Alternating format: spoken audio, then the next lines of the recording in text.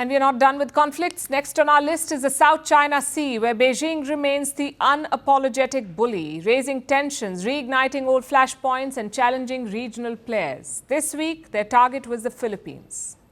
China has been trying to threaten them with ships, not one or two, but 200 of them. China has dispatched 200 ships to make a point to challenge Manila's control on a disputed shoal. Beijing has sent vessels from its Coast Guard and militia boats. They're stationed here near the second Thomas Shoal. This is a submerged reef inside the Spratly Island. In 1999, Manila took control of the shoal. And there's an interesting backstory here. In the 1990s, China took over the Mischief Reef. The reef was claimed by Manila, but Chinese forces ended up occupying it. Eventually, it was turned into a militarized island. The Philippines was concerned, their military was concerned, they had to check China's advances. And for this, they needed some sort of permanent presence in the region. So they narrowed down on the second Thomas Shoal. They parked a rusty warship here. It's called the Sierra Madre.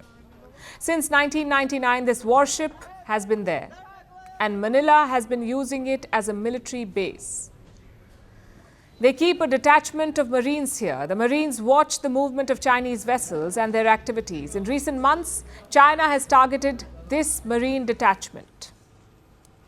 Every now and then, these soldiers need supplies, stuff like food and other amenities for survival. So Manila frequently sends ships to replenish these supplies. In recent months, China has tried to block these vessels to stop them from reaching the Sierra Madre.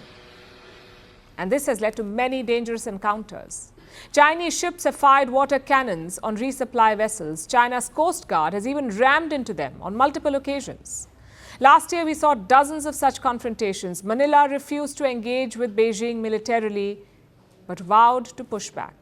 The recent incidents involving no less than our AFP Chief of Staff is worrisome.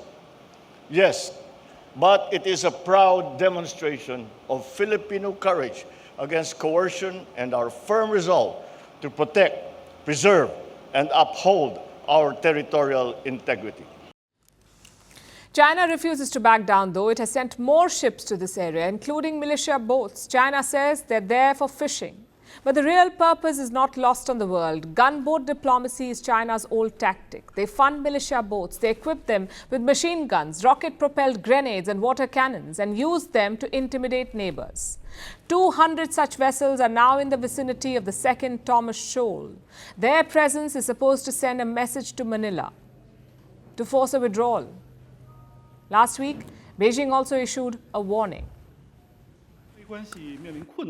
The current difficulties in China-Philippines relations are rooted in the fact that the Philippine side has betrayed trust and justice, colluded with external powers, and continued to infringe on and provoke in the South China Sea to the detriment of China's legitimate rights and interests. We call on the Philippines to respect history, recognize reality, and refrain from following the wrong path. China is willing to resolve its differences with the Philippines through bilateral dialogue and consultation. But if the Philippine side is bent on having its own way, China will resolutely counteract it. And what is Manila's response? It wants to dial down tensions, of course. Philippine President Ferdinand Marcos Jr. is taking a cautious approach. He has called for a dialogue with China. At the same time, he has vowed to protect his nation's sovereignty. So withdrawal from the second Thomas Shoal is unlikely. Marcos Jr. is also roping in allies. This week, he visited Vietnam. He signed a security pact with Hanoi. And we told you about this yesterday. The pact is aimed at containing China. But you see, Beijing is a big adversary. It is better funded and better armed. And it's pushing back with more ships and more aggression. No country, however small, will compromise with its sovereignty. So there's only one result in sight: an intensifying conflict in the South China Sea.